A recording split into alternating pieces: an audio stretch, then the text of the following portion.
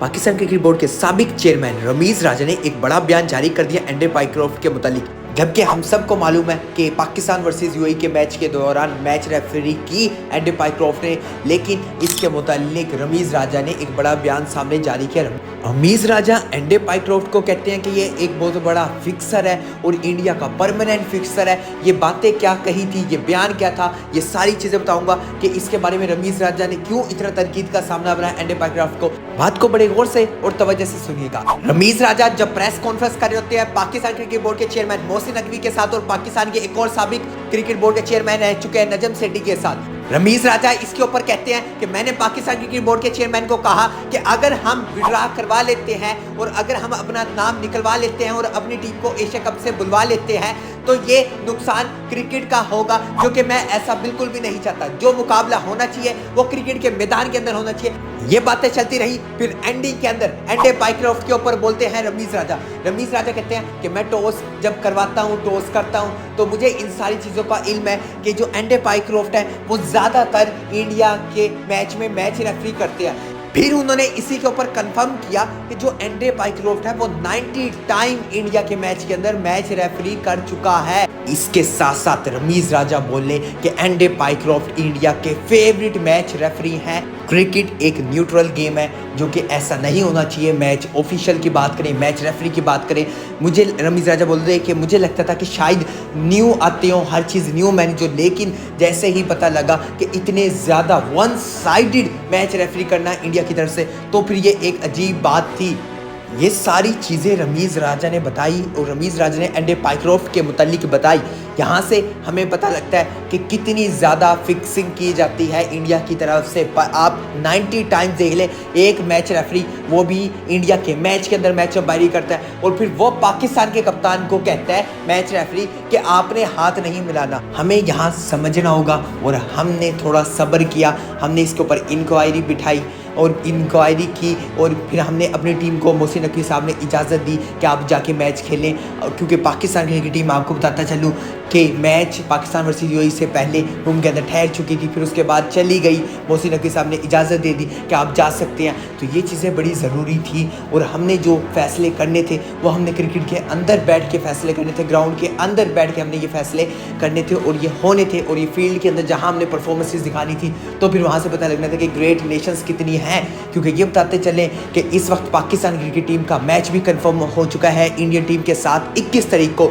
अब फैसले की बारी है। पाकिस्तान टीम को एक और चांस मिल चुका है, पाकिस्तानी यंगस्टरों को चांस मिल चुका है, पाकिस्तानी यंगस्टरों को एक समझने का टाइम मिल चुका है कि उन्होंने पहले गलती की, अब उस गलती से सीख के उन्होंने जहाँ जहाँ मिस्टेक्स की अब उन्हें चाहिए कि उन मिस्टेक्स का बदला लेने का टाइम आ चुका है। क्योंकि इस वक्त बताता चलूँ कि पाकिस्तान टीम की परफॉर्मेंस पाकिस्तानी यंगस्टरों की वो नज़र नहीं आ रही इतनी यंगस्टरों की, लेकिन अब यंगस्टर इन चीज़ों से गुजर चुके हैं। और जब आप ऐसी चीज़ों से गुजर चुके होते हो, जब आप मैचेस हार चुके हो, आपकी परफॉर्मेंसेस ने फिर भी आप जीत गए हैं, तो फिर आपके पास ये बेहतरीन मौका है। इससे बेहतरीन मौका पाकिस्तान टीम के पास नहीं हो सकता। पाकिस्तानी यंगस्टरों को समझना पड़ेगा, चाहे कप्तान सलमान अली आगा की बात करें या फिर हम साइम अयूब की बात करें या हसन नवाज की बात करें, क्योंकि जितने यंगस्टर परफॉर्मर थे उनकी कोई ख़ास परफॉर्मेंसेस अभी तक एशिया कप में नज़र नहीं आई। 3 एशिया कप के मैचेस हो चुके हैं। अलबत्ता सीनियर प्लेयर के अंदर हम देख रहे हैं फ़खर जमान ने भी 150 लगा चुके हैं और शाहीन शाह अफरीदी बड़ा क्रूशियल रोल बैटिंग के ज़रिए कर रहे हैं,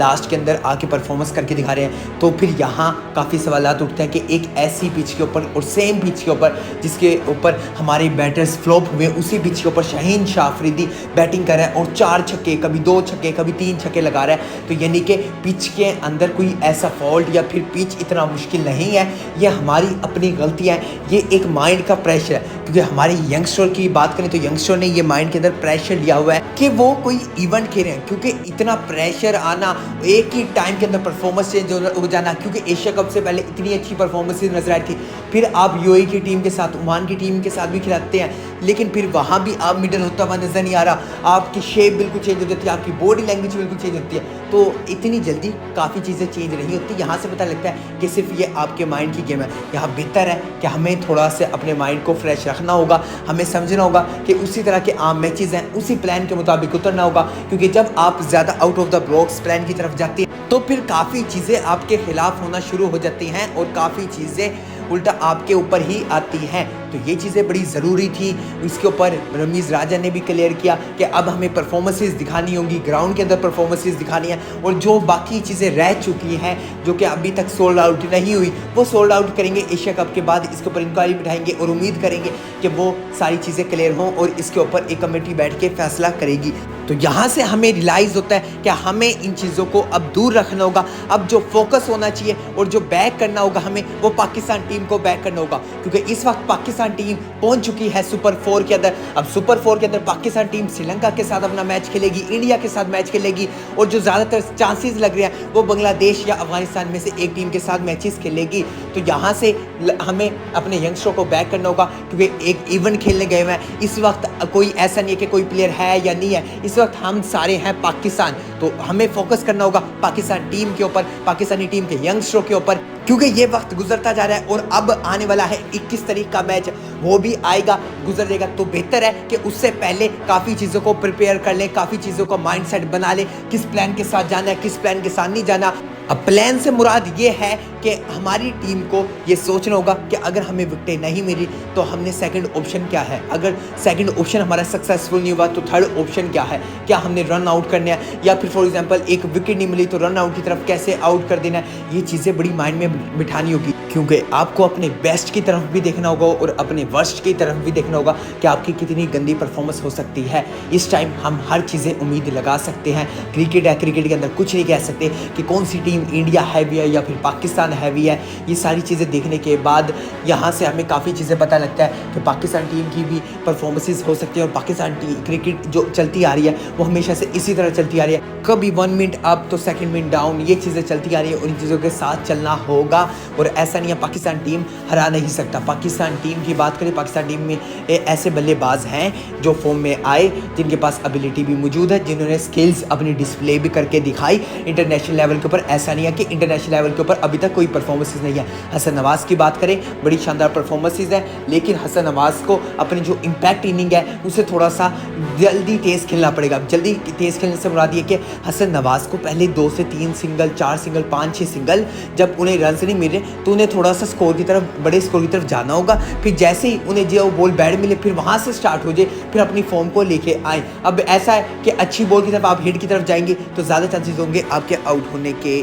तो फिर ये सारी चीज़ें मैंने आपको बताई, और रमीज़ राजा ने क्या बताया उनके मुतालिक भी बताया। और रमीज़ राजा ने कहा कि अब वक्त है कि अपनी टीम को बैक करेंगे। रमीज़ राजा के साथ पाकिस्तान क्रिकेट बोर्ड के चेयरमैन मोहसिन नकवी भी थे। तो इस वक्त पाकिस्तान क्रिकेट के अंदर यूनिटी नजर आ रही है, और जबकि अब हम सुपर 4 के लिए क्वालिफाई कर चुके हैं, तो फिर अब हमें जो माजी के अंदर काफ़ी चीज़ें हुई थी, गलतियाँ हुई थी, उन्हें भुलाना होगा। अब वहाँ हमें काम करना होगा जहाँ वीकनेस है। तो ये चीज़ें, सारी चीज़ें हमें मालूम है, पता भी हैं, तो इन चीज़ों को बार बार रिपीट करने की ज़रूरत भी नहीं है, लेकिन बताना बड़ा ज़रूरी है और दिमाग के अंदर डालना भी बड़ा ज़रूरी है। मिलता हूँ आपसे अगली वीडियो में, तब तक के लिए अल्लाह हाफिज़।